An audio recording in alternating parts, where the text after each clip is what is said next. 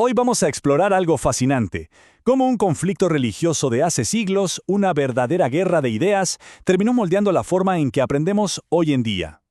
Y todo se resume en esta pregunta, que es el corazón de nuestro análisis. ¿Cómo es posible que una guerra de religión, allá en el siglo XVI, haya sido la cuna de las escuelas modernas? Pero para entender la magnitud de esta revolución, primero tenemos que viajar en el tiempo. Hay que entender cómo era el mundo, cómo se pensaba, justo antes de que todo estallara.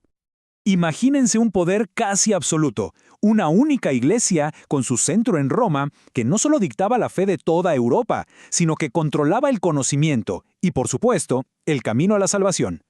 Y había una práctica que, para muchos, era el símbolo de que algo andaba mal: la venta de indulgencias. ¿Qué era esto?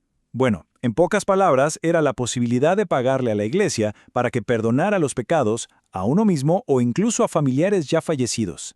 Era literalmente ponerle precio a la salvación. Y aquí es donde la historia da un giro increíble. Porque toda esta estructura de poder va a ser desafiada, no por un rey ni por un ejército, sino por un solo monje alemán. Su indignación fue la chispa que encendió un incendio en todo el continente. 95. Ese es el número clave. 95 tesis, o sea, 95 argumentos que un tal Martín Lutero clavó en la puerta de una iglesia en Wittenberg. Un gesto que hoy nos parece casi simbólico, pero que en ese momento fue una declaración de guerra directa contra el poder del Papa. Y lo que decían esas tesis era dinamita pura. Lutero argumentaba cosas radicales: que la salvación viene por la fe, no por pagar dinero; que la única autoridad real es la Biblia, no el Papa; y lo más revolucionario de todo, que cualquier creyente tenía el derecho, y hasta el deber, de leer e interpretar la Biblia por sí mismo. Le estaba quitando el monopolio de la fe a la Iglesia para dárselo a la gente. Pero ojo, Lutero no se quedó solo en la teología. Fue directo a la yugular del sistema educativo de la época. Para él, las universidades y los conventos solo producían, y cito, asnos, gritones y testarudos. Una crítica feroz, ¿no? Y aquí es donde todo encaja. A ver, si cada persona tiene que leer la Biblia, entonces cada persona tiene que saber leer. ¡Es lógico! La reforma religiosa de Lutero no podía funcionar sin una revolución educativa. De repente, la alfabetización dejó de ser algo para unos pocos y se convirtió en una necesidad espiritual para todos, incluyendo por primera vez a las niñas. Como era de esperarse, la iglesia en Roma no se iba a quedar de brazos cruzados. La respuesta fue contundente, organizada y muy estratégica. Se la conoce como la Contrarreforma. Y su estrategia fue básicamente un plan de 3 pasos. Primero, poner la casa en orden, reafirmar sus creencias con el Concilio de Trento. Segundo, crear una fuerza de élite, los jesuitas, para educar a los líderes y defender la fe. Y tercero, reprimir la disidencia, usando herramientas como la Inquisición y el índice de libros prohibidos. O sea, una estrategia de definir, educar y castigar. Así que el escenario estaba listo. Esto ya no era solo un debate teológico, se convirtió en una verdadera guerra por las mentes, y el campo de batalla principal iban a ser las aulas. Y este cuadro lo deja clarísimo. Fíjense, son 2 modelos totalmente opuestos. Por un lado, el protestante. Su meta es que todos lean, así que usan los idiomas locales, el idioma de la gente. Por el otro, el católico. Su meta es defender la fe, así que se concentran en educar a las élites en latín, el idioma del poder. Es una batalla entre la educación para las masas y la educación para los especialistas.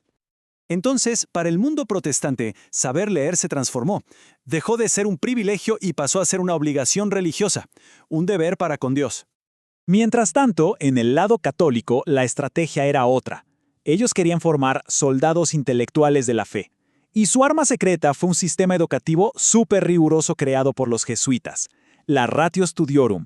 Era básicamente un plan de estudios estandarizado y muy exigente, diseñado para crear una élite culta capaz de ganar cualquier argumento teológico y político. Bueno, ya vimos los 2 bandos y sus estrategias. Ahora, ¿cuáles fueron las consecuencias a largo plazo? ¿Cómo este choque de titanes educativos terminó por darle forma a nuestro mundo? Lo primero que hay que entender es que aquí no hubo un ganador absoluto. El resultado fue un continente dividido para siempre. Las guerras de religión dejaron cicatrices profundas, pero más allá de lo político, algo fundamental cambió en la relación entre la fe y el saber. Y esa división no fue solo de fronteras, fue cultural. En el norte del protestante, esa idea de la interpretación personal, bueno, abrió la puerta a una mayor libertad intelectual, que muchos historiadores conectan con el posterior desarrollo científico. Mientras que en el sur, el católico, la tradición y la autoridad de la Iglesia sobre el conocimiento siguieron siendo la norma.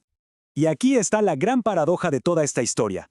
Lo que empezó como una guerra por la fe terminó teniendo un impacto increíble y duradero en la educación. Democratizó el aprendizaje, promovió el uso de los idiomas locales e incluso sentó las bases para la idea de una educación pública, financiada por el Estado. La competencia por ganar almas se transformó casi sin querer en una competencia por educar mentes. Y todo esto nos deja con una pregunta final, que resuena hasta hoy. Este conflicto fue el comienzo de la separación entre la fe y el conocimiento público. La pregunta es, hoy, en nuestro tiempo, ¿qué otras fuerzas, tecnológicas, políticas, económicas, están moldeando la educación? ¿Cuál es la reforma de nuestro siglo?